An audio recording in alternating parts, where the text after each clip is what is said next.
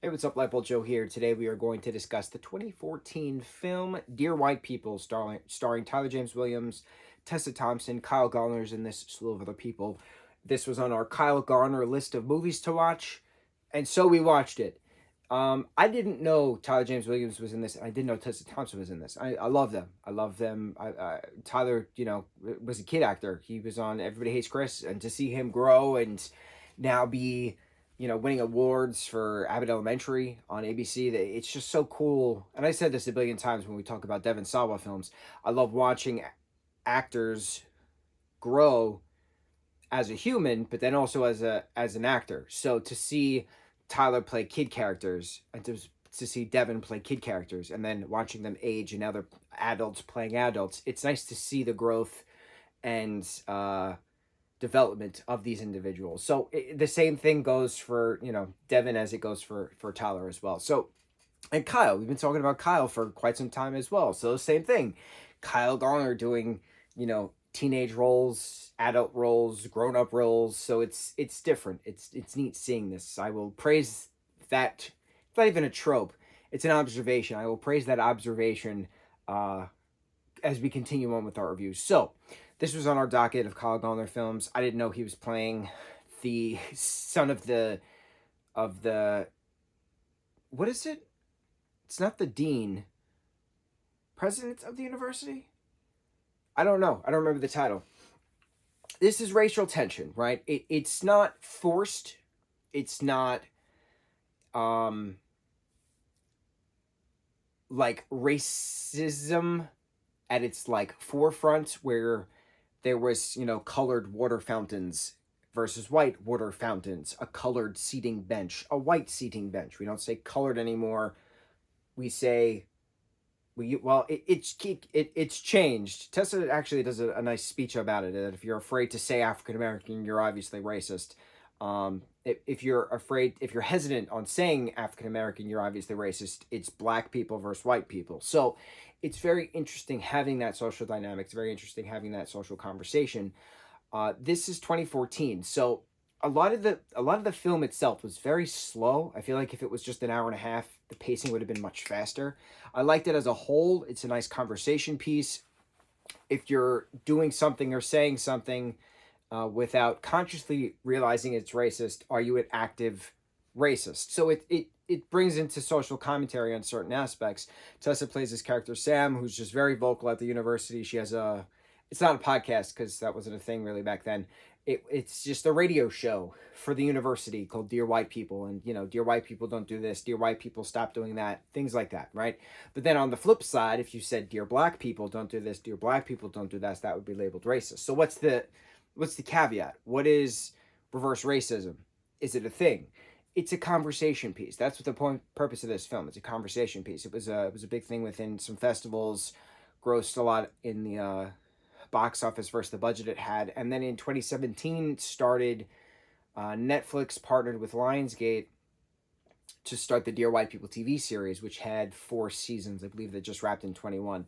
So I'm very curious how the last season ended of the show, which is based on the film, and the creator of the film worked on the show as well, because cancel culture wasn't really a big thing until 2020 when the Black Lives Matter movement started up within different protests across the entire country, across the entire world.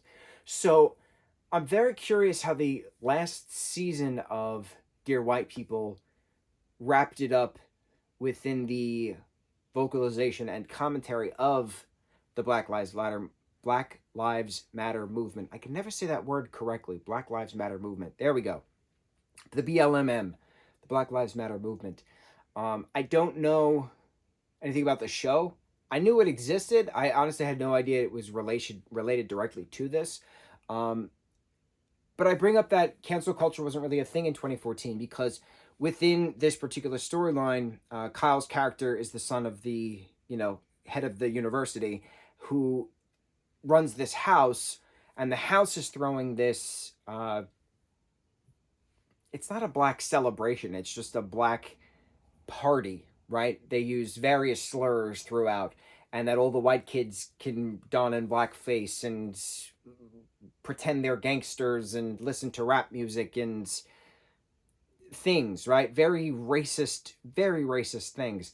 Um, no, knowing now what we know now compared to then, anytime that there's some kind of event like that, or something happens where, the white kid beats up the gay black kid, it's national news. It's all over the place. People are filming it, they're live streaming it. That kid is kicked out, that white kid is kicked out the next day. Whoever would have organized the event, whoever participated in the event, would have been fired, dropped, expelled, all these different things. We know that now because of the Twitter warriors, because of the Facebook warriors, because of the internet sleuthers, if you will, who find those particular anecdotes that white people are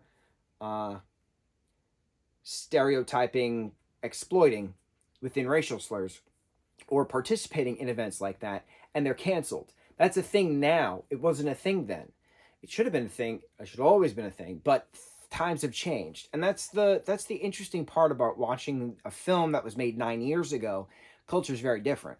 So I'm very curious how the show progresses within the change of culture as well, because cancel culture within the Black Lives Matter movement, really after the Black Lives Matter movement, that was only 3 years ago, but cancel culture is a very strong focal point now.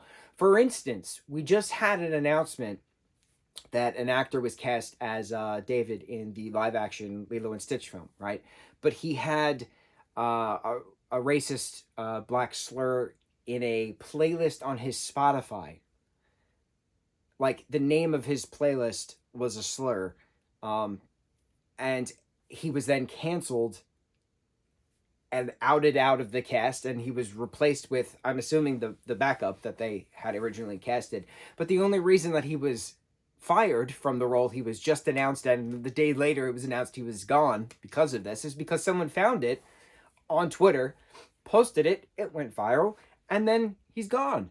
Cancel culture. That is the prime aspect of it. Don't do stupid things, and don't be mad when you're using racist slurs publicly, and then and then you're getting the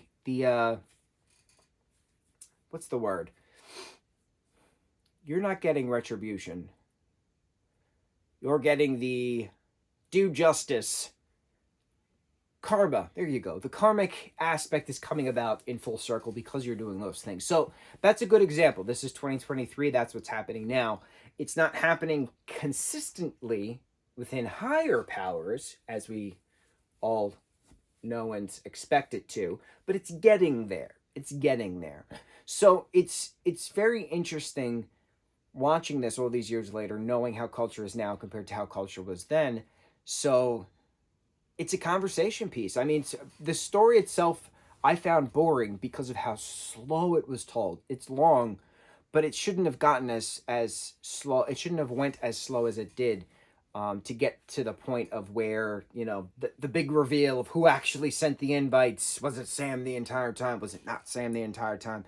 Was it putting gasoline on the fire to make it actually, a thing, right? About the separation of houses, and they needed house reform within the university. That was the whole plot point. Why is everybody separated now when they weren't? They were separated, then they weren't, and now they're back to separated. So why are they back to separated when they shouldn't be back to separated? It should all just be one people, one university. So that was the point of the story, but it just took forever to get there. Everybody did a great job with the material they were given. I like seeing a different Kyle. That was neat. Watching him play that, not vocally racist, but like dabbling in it, aware of his privilege and using it. It was an interesting character because Kyle, I haven't seen Kyle play that kind of character before. Kyle plays a lot of different characters, so it was neat seeing him play this particular kind of the prince character, who's king father rules the land, right? What happens if the prince does something that they shouldn't do? Will they leave the kingdom? In this particular case, he was not leaving the kingdom. He was not expelled. But it was interesting. It was an interesting conversation piece. I'm pretty sure I would like the show more than the film. The film was slow. I'm hoping the show is faster.